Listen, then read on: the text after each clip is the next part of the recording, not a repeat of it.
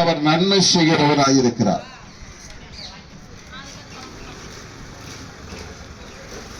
அவர் நன்மை செய்கிறவராய் சுற்றி நடந்தார்.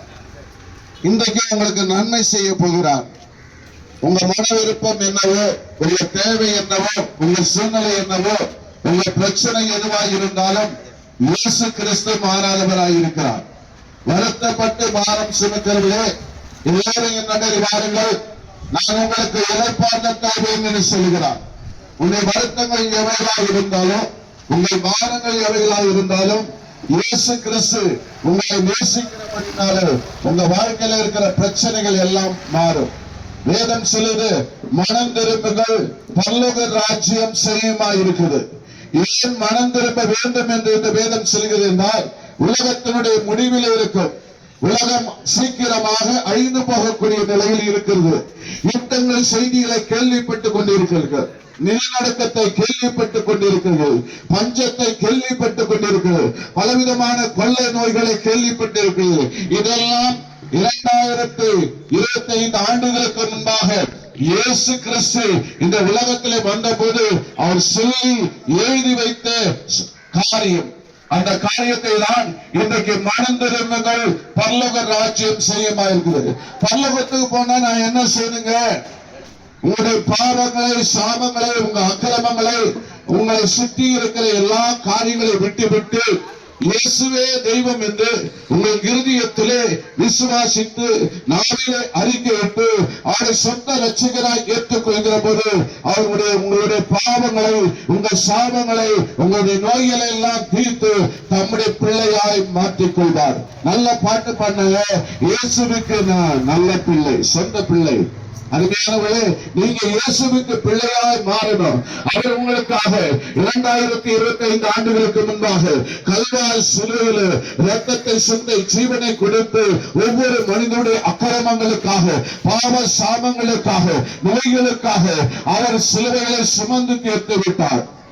உன்னுடைய வாழ்க்கையில் இருக்கிற இன்றைக்கு மனம் திரும்பி இயேசுவே எனக்கு உதவி செய்யும், என் சூழ்நிலையை மாற்ற என்னை ஆசீர்வதியும் என்று கேட்பீர்களா? உங்க வாழ்க்கையில ஆசீர்வாதத்தையும் நன்மையும் செய்வதற்கு அவர் உண்மை உள்ளவராக இருக்கிறார். இயேசுவை எப்படி ஏற்றுக்கொள்ள வேண்டும்? உங்களுடைய வாழ்க்கையில் இருக்கிற தன் பாவங்களை மறைக்கிறவன் வாழ்வடைய மாட்டான். அவைகளை அறிக்கை செய்து விட்டு விடுகிற எவனோ தேவ இரக்கம் பெறுவார். இன்னைக்கு தேவனுடைய இரக்கங்களை பெற வேண்டுமானால் உன் பாவங்கள் அற இயேசு கிட்ட வந்து அறிக்கையிட்டு உன்னுடைய வாழ்க்கையில மனம் திருப்பு. பாவம் என்றால் என்ன? பாவம் என்றால் ஏதாவது பெரிய காரியம் செய்தால் இருக்காதீங்க. மற்றவரை ஏமாற்றுவது பாவம், பொய் சொல்லுவது பாவம், தீமை செய்வது பாவம், குடிப்பது பாவம், பலவிதமான லாபரிய வஸ்துகள் பயன்படுத்துவது பாவம், விபச்சாரம் செய்வது பாவம். இதெல்லாம் பாவமாக இருக்கு. இதையெல்லாம் உன்னுடைய வாழ்க்கையை விட்டு வருவாயினால் இன்றைக்கு மதுபானத்துல அடிமையா இருக்கிறாயா? பலவிதமான பாவ பழக்கத்துல அடிமையா இருக்கிறாயா? இந்த இயேசு உன்னை மன்னிக்க விரும்புகிறார். இயேசுவை நோக்கி மனம் திரும்புவாயினால் அவரே தான் பாவம் இல்லாதவர், அவர் பரிசுத்தர். நான் பரிசுத்தராய் இருக்கிறது போல நீங்களும் பரிசுத்தராய் இருங்கள் என்று வேதம் சொல்லுது. ஜலத்தினாலும் ஆவியினால் பிரவாகிட்டால் தேவனுடைய ராஜ்யத்துக்கு போக முடியாது.